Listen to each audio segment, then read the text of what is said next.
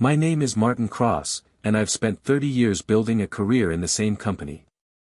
I started as a clerk with nothing but a second-hand suit and a borrowed briefcase. Through sleepless nights, missed family dinners, and unshakable loyalty, I worked my way up to regional manager. People said I was the backbone of the firm, the one who knew its roots better than anyone else. But loyalty, I would soon learn, means nothing when ambition blinds those you trust. 3 years ago, I took a young man named Ethan Cole under my wing. Bright, eager, sharp, he reminded me of myself in my early days. I trained him, protected him from office politics, and even vouched for him when he made mistakes. He called me mentor. I called him son. Then came the board meeting. We were pitching a massive contract, the kind that would secure the company's future for years. I had spent months preparing it, pouring decades of experience into every page. The room was packed with directors, investors, and the CEO himself. When the presentation began, Ethan stepped forward. My notes. My research. My strategies. Slide after slide, word for word, as if he had written it all himself. And the worst part? He never even looked at me. Brilliant work, Ethan, the CEO said, clapping him on the back. This could put you on track for a directorship. The board applauded. My heart sank. I waited for Ethan to give me credit, to mention my name, to acknowledge even once that I had built this. But he didn't. He smiled, basked in the spotlight, and let the applause wash over him. When it was over, he leaned close and whispered, "Sorry, Martin. It's a young man's game now." I sat frozen, humiliated in front of the very people I had served for decades. They looked at me with polite pity, as if I were a relic from another age. That night, I walked home through the rain, my old leather briefcase heavy at my side. I thought of the countless nights I had stayed late at the office, the times I had chosen the company over my own family. All of it, erased in one meeting. But betrayal has a way of planting seeds. And as much as Ethan thought he had buried me, he had forgotten one thing. I had built this company long before he arrived. And I wasn't finished yet. The morning after that disastrous meeting, I walked into the office expecting whispers, pity, maybe even mockery. Instead, I was met with silence. Everyone avoided my eyes, as though they'd already buried me. Ethan, on the other hand, strutted around like a prince. He shook hands, laughed too loud, and basked in the glow of his stolen triumph. At lunchtime, I found him sitting in my chair, at the head of the regional office conference table. "You don't mind, do you, Martin?" he said with a smirk. "It's just, times are changing. Fresh blood, fresh ideas." Fresh ideas? They were mine. That night, I couldn't sleep. Anger gnawed at me, but beneath it was something sharper, resolve. Ethan had played his hand too early.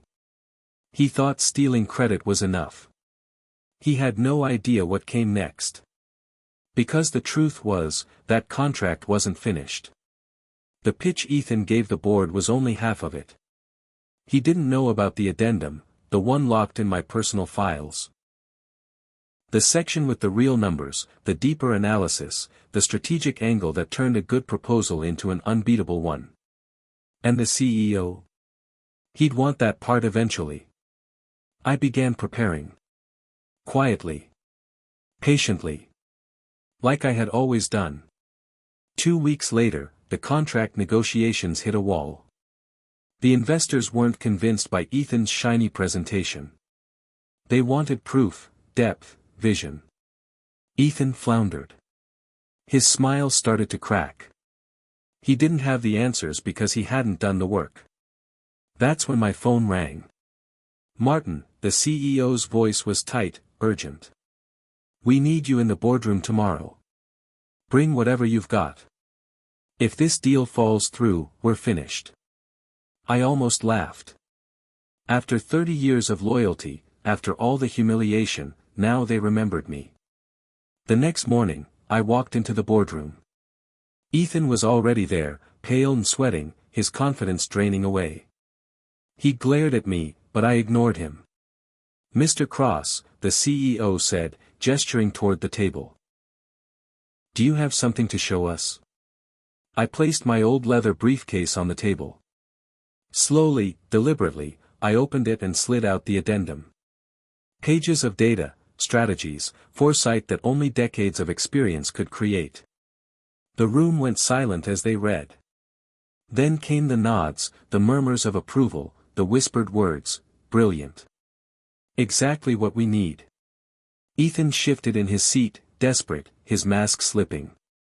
This is what I was going to bring too," he stammered. But no one was listening to him anymore. The CEO leaned forward, eyes on me. "Martin, why wasn't this part of the original pitch?" I looked at Ethan, then back at the CEO. My voice was calm. "Because some things can't be faked. You either build them, or you steal them." The board erupted in applause. Ethan's face turned chalk white. And for the first time in weeks, I felt the power shift back where it belonged. When the meeting ended, the board members crowded around me, shaking my hand, thanking me, calling me the company's backbone. For a moment, I almost felt 30 again, the eager young man who believed loyalty and hard work were always rewarded. But then I saw Ethan. He stood in the corner, his face pale, eyes darting like a cornered animal. The smile he had worn so proudly for weeks was gone, replaced by desperation. He knew what was coming. "Martin," the CEO said loudly enough for the whole room to hear, "you've just saved this company. Effective immediately, you'll be leading the entire project. The board has also agreed to nominate you for Senior Executive Advisor, a permanent seat at the table." The room erupted in applause again. Ethan's shoulders slumped. He tried one last time. "With respect, sir, I should still be given credit." I started to pitch. The CEO cut him off. His tone was cold. "Ethan, you didn't start anything. You presented Martin's work and passed it off as your own. That kind of betrayal doesn't belong in this company." The words hit harder than any punch. Ethan opened his mouth, but nothing came out. Security was called. I watched silently as he packed his things into a cardboard box, the same way countless others had before him. But this time, it wasn't some unlucky layoff. It was justice. As he walked past me, he stopped. His voice was barely a whisper. "You ruined me." I met his eyes. "No, Ethan. You ruined yourself the moment you chose betrayal over loyalty." He looked down, unable to hold my gaze, and walked out of the building for the last time. That evening, I returned home to my modest house, the one I'd almost lost when I thought my career was finished. I sat on the porch as the sun set, my old leather briefcase beside me.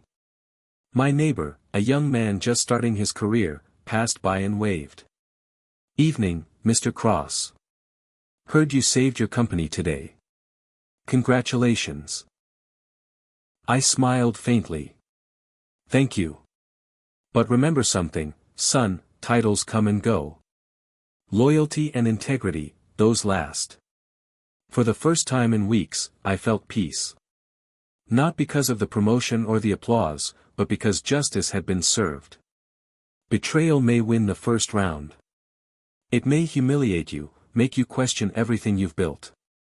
But in the end, truth has a way of standing up on its own. And as for Ethan, the last I heard, he bounced from job to job, never trusted, always looking over his shoulder. A man who burned the very bridge that could have carried him further than he ever dreamed. As for me, I didn't need revenge. I had something far better. Respect. Earned not through theft or deceit, but through decades of loyalty, hard work, and integrity. Justice had spoken. And this time, it was on my side.